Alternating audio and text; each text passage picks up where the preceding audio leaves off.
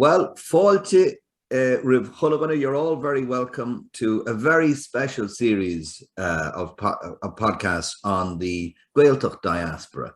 So, Ribh na córáití seo ar fad be ma caint le daoine ó bhunús Gaeltachta beidir ar bhealach a cinnt atá cuireamach acu ar an imirce ar fud fad na tíre. I'm delighted today that I have law lecturer in UIG and political commentator, and can I say a very famous Bostonian Irishman, Larry Donnelly. Larry, how are you? Good. Great to be with you. Thanks for asking me to be on. Well, listen, you know, I was just chatting to you earlier before the podcast there. We're going to be covering an awful lot of different areas throughout the series, Larry. But Boston is of particular interest to Irish people, and I think especially to the Conamara region. Can you tell us about your own background and especially focusing on the Conamara element of it? Well, I'm born and raised in the city of Boston, which, as you say, just to touch on something you said there, I mean, for Connemara people in particular, that old line about being the next parish over, it really was and still is in so many ways. I suppose my own family is not from Connemara. They are from the west of Ireland. On my grandfather's side, from Roscommon, just outside Athlone, and on my grandmother's side, from North County Galway, about halfway between Tuam and Dunmore, and still have lots of relations there and visit them. And one of the great things about me coming back has been these distant cousins becoming more like first cousins to me. But certainly growing up in Boston, Conamara was part of the firmament. You know, the majority of my friends had at least one Irish-born parent, and of those, the overwhelming majority were from Conamara. And that is, I think, because, and you see this around different spots around the United States where, you know, people from a certain place flock to. For instance, you know, if you look at Cleveland, you know, half the Irish Americans from Cleveland are originally Achill Island people, which is quite extraordinary. But Conamara, very much, you know, Boston became the chosen place for people from Conamara. And, you know, really, if you look at the surnames, I mean, if I had a nickel for the amount of Walshes and Joyces that I grew up with, you know, it shows you that imprint is still very much there. So, yeah, I mean, Conamara was a place that we all would have been aware of, familiar with, visited as we were young. And again, that Boston I grew up in, the Irishness of it really can't be understated. We took it for granted at the time, but it was incredible that an area 3,000 miles away could be so rooted in Ireland. Sure. Even from my own perspective, now I have to say my grandfather and grandmother, who both Conamara natives, and they would have been, let's say, born and reared, I'd say maybe 15 miles from each other, but they didn't meet until they both went to Boston and got married in Boston and came back home. So it's definitely very, very close-knit to Conamara, no doubt about it. So what about the Irish language, Larry? Were you in any way aware of the Irish language in Boston, or was there any impact at all of that on you? Yeah, oh, absolutely. It was there. I mean, a lot of friends and acquaintances, their parents would still have spoken Irish in casual conversation to one another. So, you know, when we were at soccer games or basketball games or baseball games, you'd have this almost funny scene of, I suppose, especially in basketball and baseball, these quintessentially American sports. Yet if you went into the stands, you'd hear casual conversations in the Irish language. Yes. And, you know, most of us would sort of sit around and say, God, they're up there talking Gaelic. I wonder what they're saying about us, that sort of thing. But that was not at all uncommon in the Boston of the 1980s, not at all. Sure. Just looking at Boston as well, it's for us, it would be symbolic of the Irish political scene, especially, I suppose, with the Kennedys and since the Kennedys. But you yourself, Larry, would come from a family steeped in politics, and a lot of people would maybe be aware in some way of your Uncle Brian and the Donnelly visa, for example, and all of that. Can you tell us about politics and the Irish in Boston? Yeah, for so many Irish families, my own included, politics almost was the family business. You mentioned the Kennedys, and of course, the Kennedys are the archetypal Boston Irish political family. A very interesting dynamic, one that doesn't get a full airing here, was that the Kennedys achieved extraordinary success at every level, including obviously JFK, President of the United States, Bobby Kennedy in the Senate, Teddy Kennedy, arguably the greatest United States senator of all time. But in some ways, because they were national political figures, there was a certain degree of alienation, certain degree of resentment, certain degree of begrudgery between the Boston Irish community and the Kennedy family. Of course, we loved them and we would have promoted them on a national level, but at local level, there were always some tensions there brewing. For my own part, my family, you mentioned my Uncle Brian, who a lot of listeners will know, but he was preceded by his uncles, Frank Kelly and John Kelly, who really got into politics, right from the get-go, as when their families moved from the West of Ireland. Frank was Attorney General of Massachusetts. He was the youngest Boston City Councilor ever elected in his day.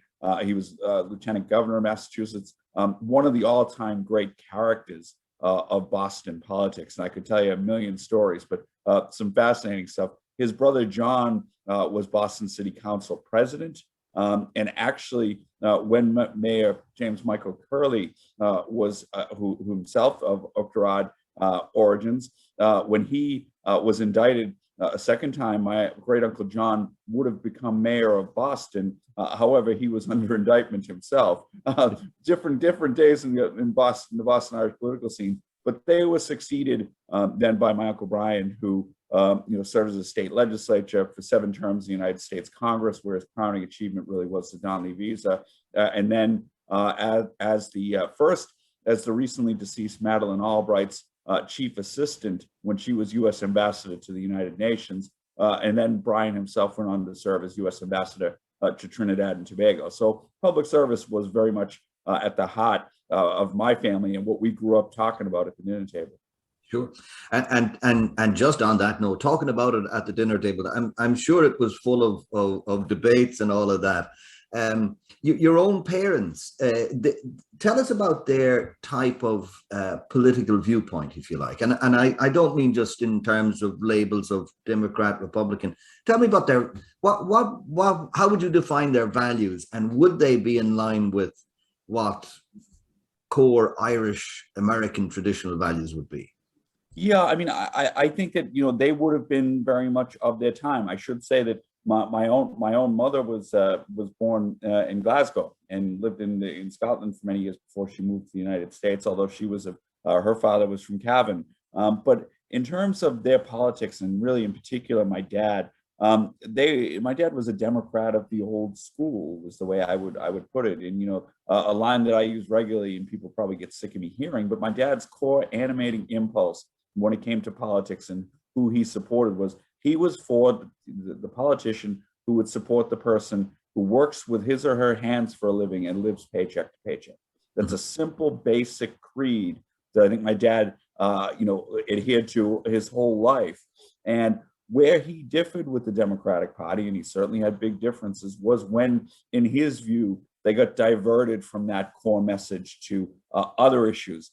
And in a lot of instances, the other issues that my dad would get disappointed with were when the Democratic Party, in his view, moved very sharply away from Roman Catholic teaching on lots of different issues. So Dad was a Democrat, never left, never would leave, but certainly, at least, and definitely in his latter years, there would have been a lot of grumbling about the direction of the party, in particular moves to the left on social issues, but at the same time, moves arguably to the right on economic issues, in particular the issues like free trade, workers' rights, etc. What about the Irish issue? Was that close to their minds at that time? Yeah, I mean, Dad certainly was very, very animated about Irish issues, always was. It came naturally to him. It came naturally to my Uncle Brian as well. I think that first and foremost for them was growing up, they were aware, they were regular visitors to Ireland. This was not something they were unacquainted with, and seeing the struggles of Irish young people at the time, because the economy was not doing well and so many people were leaving and trying to find a better life elsewhere.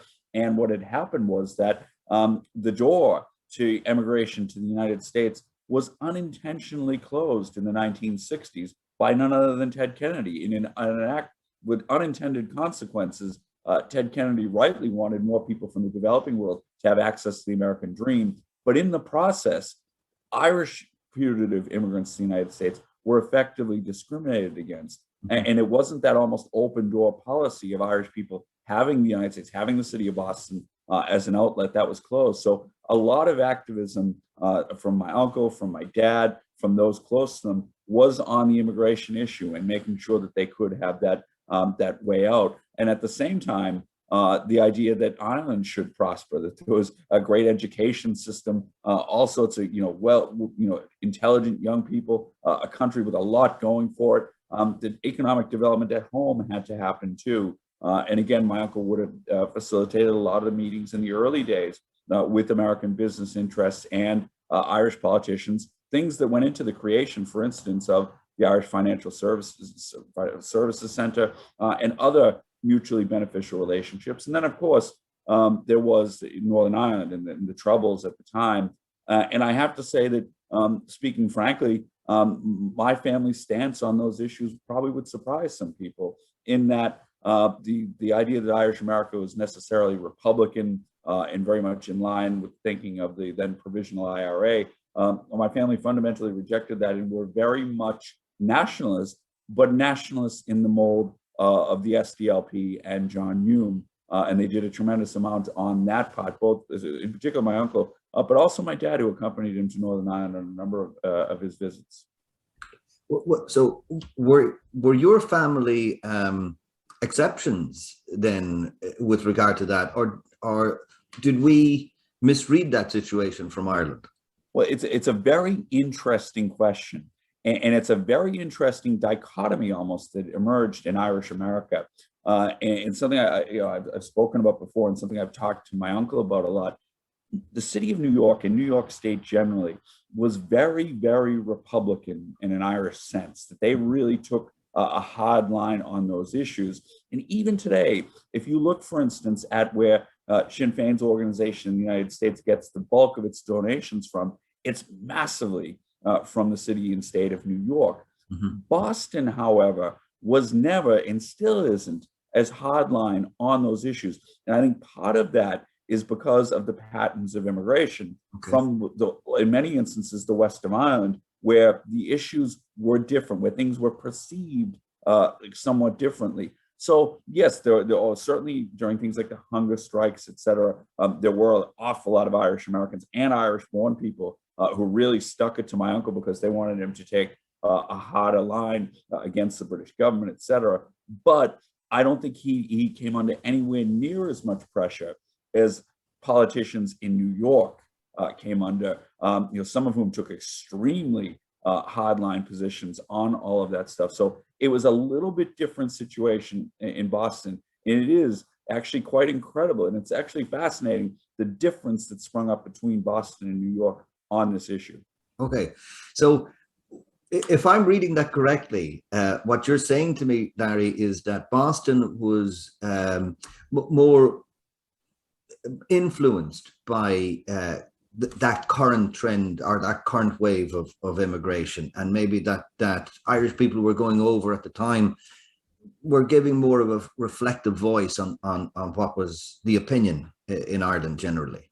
100%, 100%. That encapsulates it perfectly. I think that they were the Boston Irish, and again, it's impossible to speak in sweeping terms on this stuff, but the Boston Irish, I would argue, were far better in tune with the thinking of most Irish people than were, for instance, some of the New York Irish, whose Irish heritage would have been much more distant than a lot of the Boston Irish, certainly in the 1970s and the 1980s. That's absolutely right.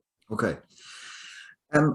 Again, if you can give me an impression here on the type of Boston Irish that were coming over, especially in the 1980s, and that from our view, it felt like all of Galway that were immigrating were going to Boston. And now I know that's not the absolute truth or anything near it, but certainly, let's say from a Conamara perspective, I can tell you the little road where I came from, there were 5 people in a small period during the 1980s that I was thinking of earlier. 4 of them went to Boston, and the other went to London. So it was hugely to Boston from that Galway area. But did you see a lot of other type of Irish people immigrating, let's say, across?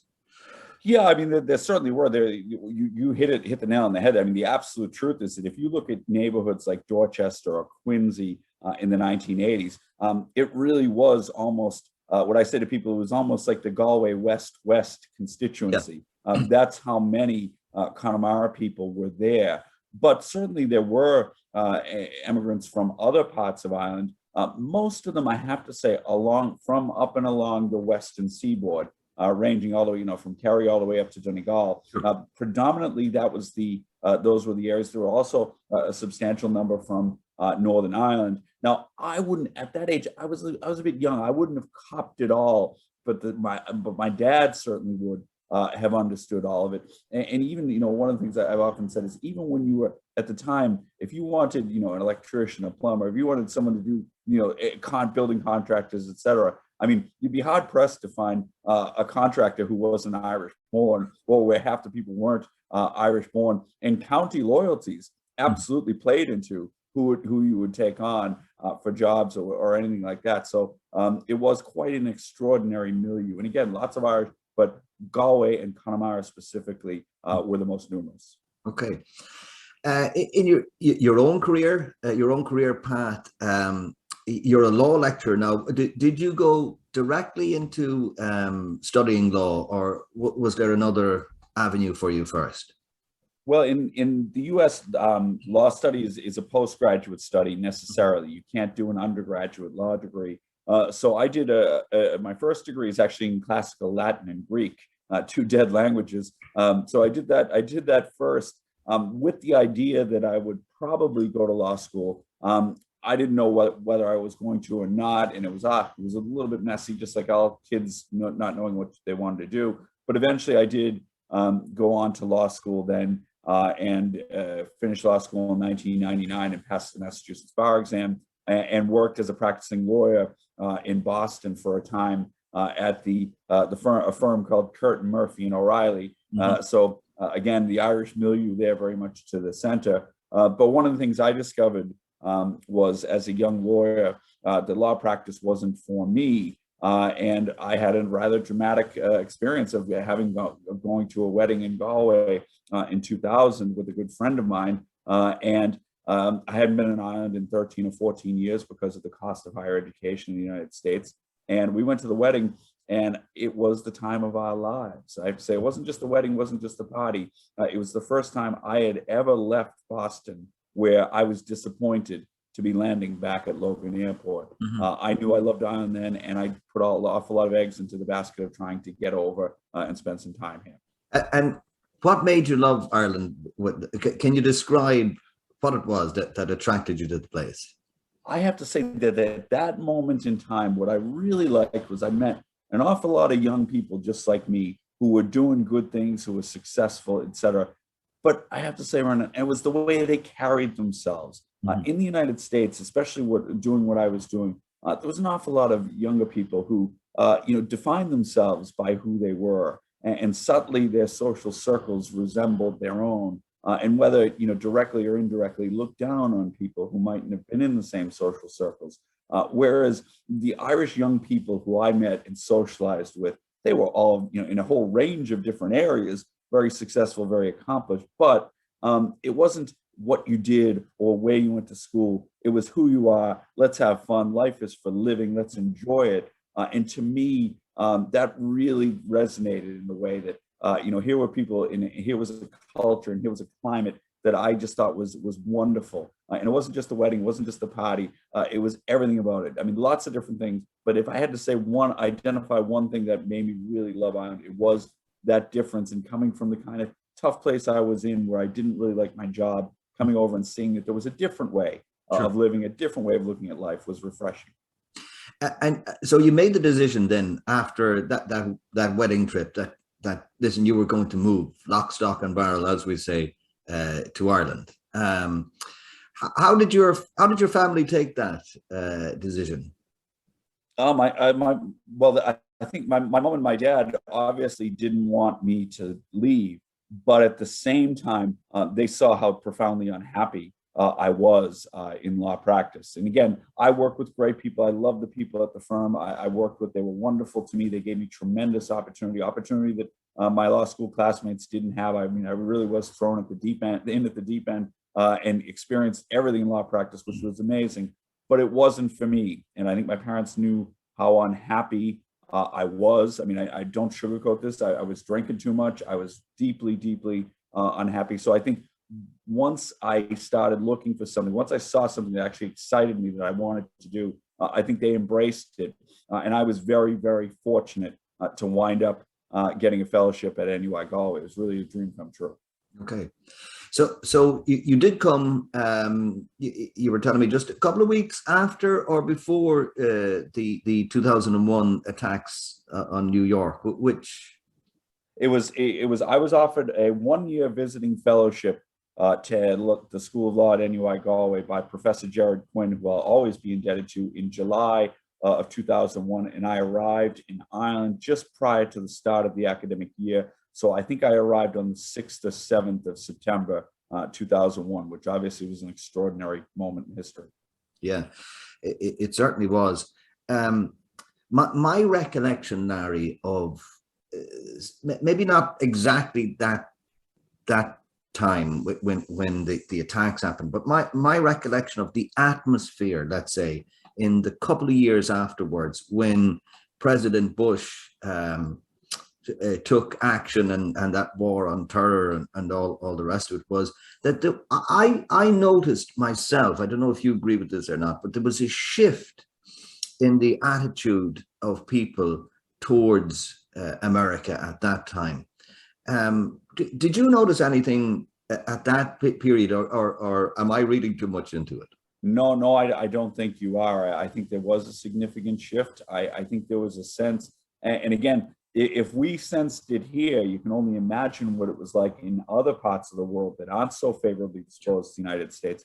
But I think there absolutely was. And I think it was this idea that the world was in America's corner after this horrendous tragedy, and that America squandered that and squandered whatever moral authority it had in the world because of the actions of George W. Bush. And I don't just think it was the actions themselves.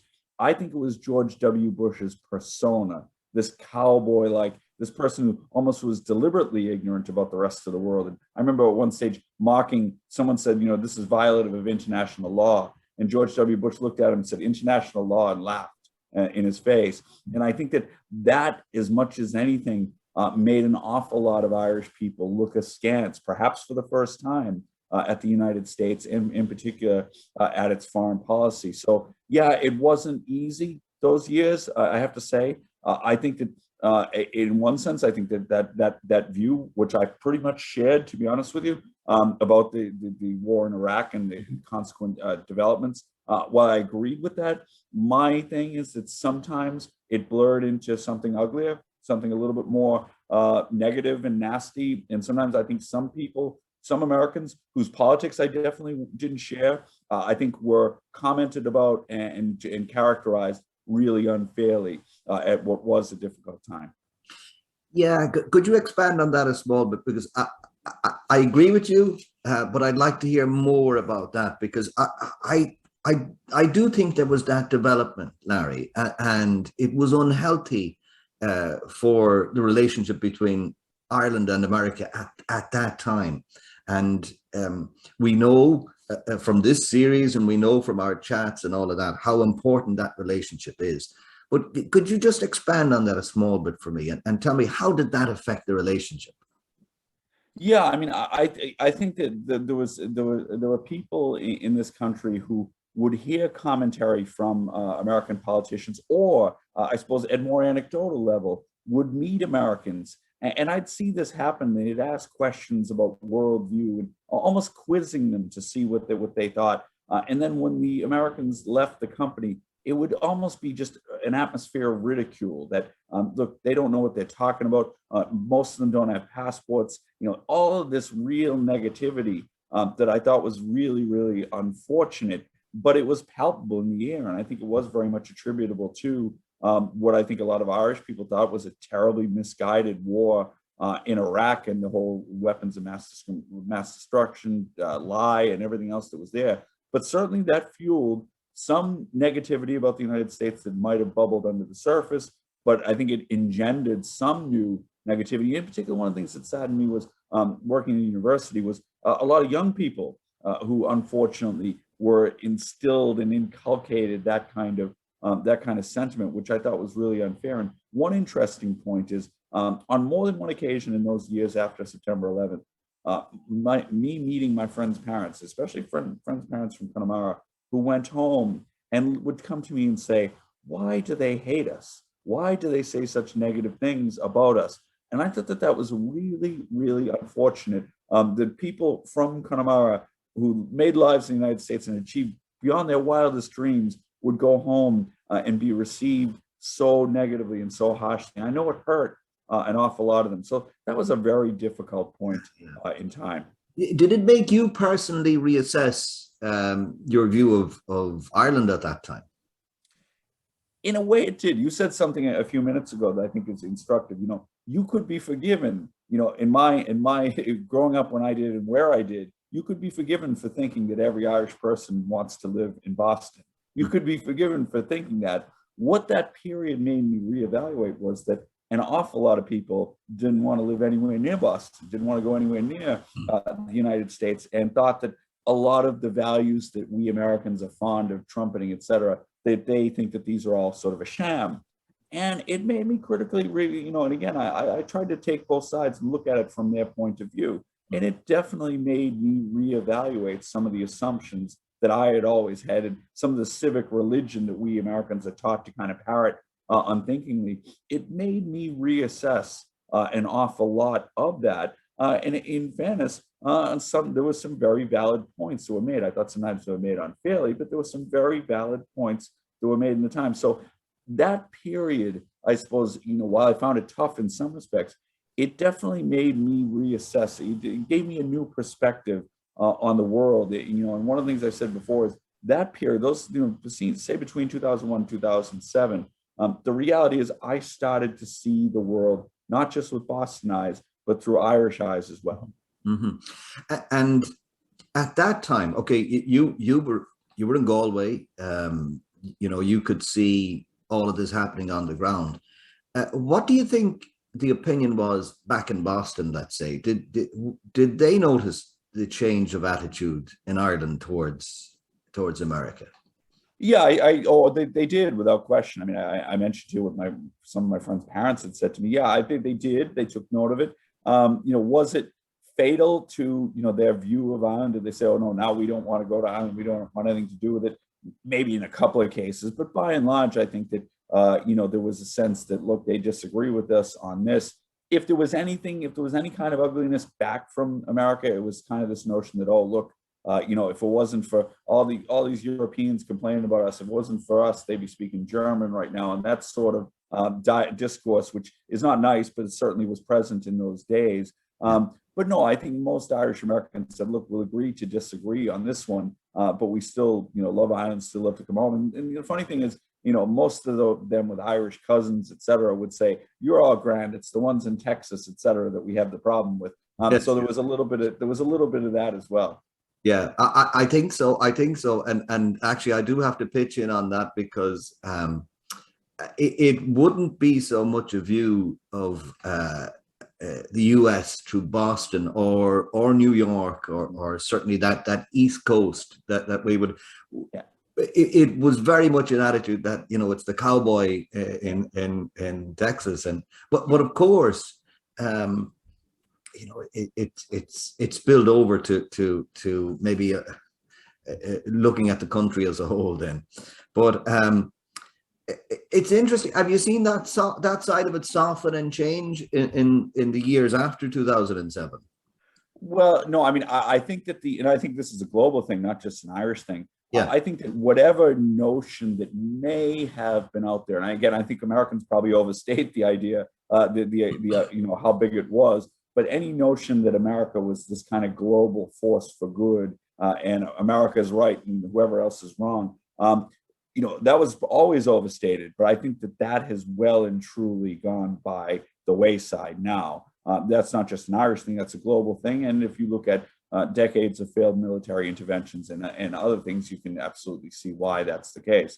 I do think that in terms of the United States and people's evaluation of the United States, I do think that two things have happened since. One which took things in this direction, another which took things down this way again. The first was the election of Barack Obama as president of the United States. I think a lot of Irish people, even I remember in the waiting days of the election when I kept telling people, look, it's going to be an electoral college landslide. Obama's going to win this easy. There was still an awful lot of people here who said that the lingering racism in the United States meant that at the end of the day, no matter what the polls say, people will go into the ballot box and not be able to put the X next to a black man named Barack Hussein Obama. I think the people were refreshed by that. And I think that was a great moment, a turning point after the Bush presidency.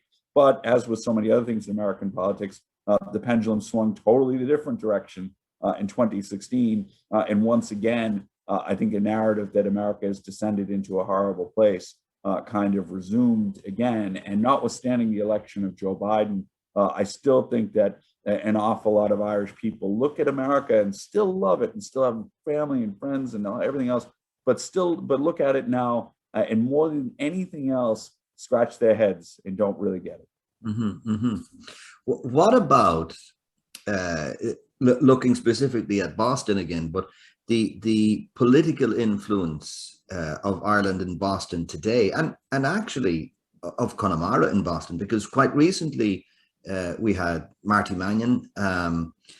But is that an exception, or is it far more difficult for the Irish to be influential in Boston today? It's not the same. I mean, Boston is a different city than it was years ago. It is obviously not. It was dominated by the Irish, both numerically and politically. Every sphere was dominated. The city of Boston was dominated by the Irish. The Irish influence in Massachusetts is still very strong. A lot of it, though, is in the outlying suburbs. So in terms of the politics of the city of Boston, that has changed a great deal. Mm-hmm. The city has also changed in the sense that the working class or the middle class, that ethnic Irish, Italian, all sorts of other ethnicities, that milieu has largely been driven out of the city by gentrification. And what you have in Boston more than ever now is a smallish number of very wealthy people and a good number of people who are really struggling at the margins. Mm-hmm. So in that kind of mix, yes, Marty Walsh was an extraordinary story. He's somebody who once at a candidate forum was being asked questions, et cetera, and was asked once, what do you bring to this as a white man with an Irish name? Irish Americans have been running the city for decades. How do you represent the changing face of Boston? And Marty Walsh said, point blank, I grew up in a house of immigrants and their first language was not English, and it may sound glib, but it was true, and I think it was an effective line. And Marty Walsh's politics, which were a decidedly progressive nature, I think that really embodies the changes to the city of Boston that have been felt. So the Irish, they're still there. They're still a force. There are still Irish American city councils. There are still lots of Irish people in powerful positions in Boston, but it's not the way it used to be. Sure. And Marty Walsh is in national politics now as well, isn't he? So yeah, it shows the links are still there from Boston as a great stepping stone to major national politics. Absolutely. I mean, Marty Walsh is now the United States Secretary of Labor, which is an extraordinary achievement. He's in a very influential place, and for somebody who who was in the laborers union, the quintessential regular guy, and he's not putting on an act. That's what he is. For him to be in that position now is really extraordinary. It's great for the besieged, I should say, American worker to have an ally in their corner. So I think Marty's doing a great job and great work in that post. What his political future holds, hard to know. Okay.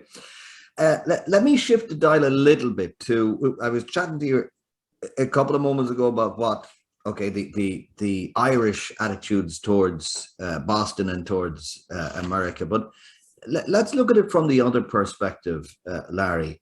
Certainly the old Irish immigrant that went to Boston carried with him and her the old core values that Irish people had, which would have been very Catholic in a lot of ways.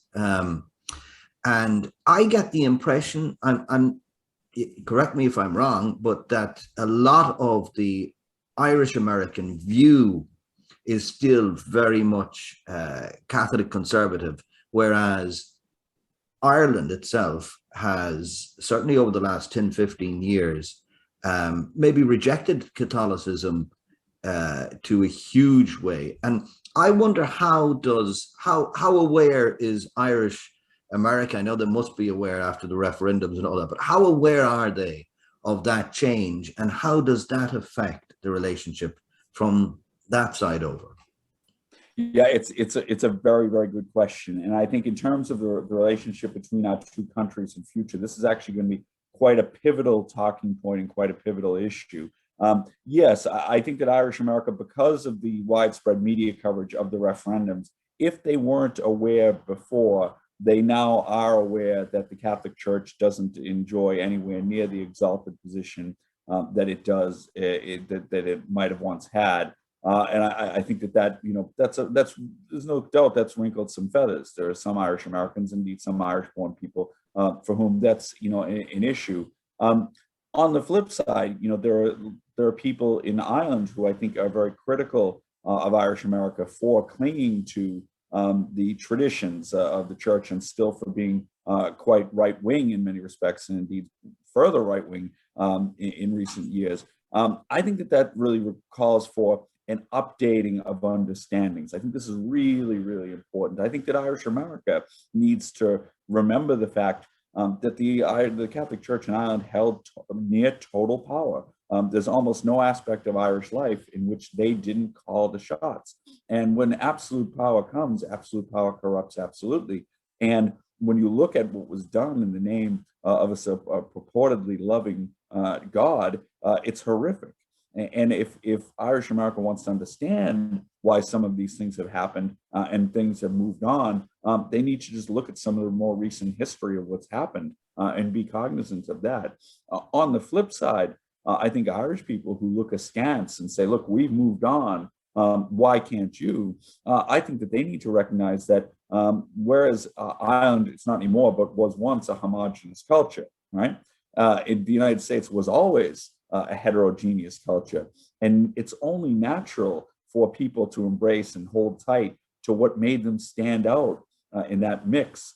And to me, the embrace of Catholicism, the clinging to tradition, a big part of that is identity. And I think that identity, look, isn't it, from an Irish point of view, isn't it great that so many Irish Americans cling to an Irish and yes, a Catholic identity? Hasn't that brought many dividends? So I think on both sides of the Atlantic, that idea of continuing to update our understandings, I think there are a lot of different vehicles through which that can be accomplished. I think that that's absolutely vital to maintaining the relationship, especially where legal immigration has really slowed to a trickle in the past 2 decades. Sure. What about immigration nowadays from Ireland to Boston, and maybe the other way around as well? What are the changes? What do you notice that's different?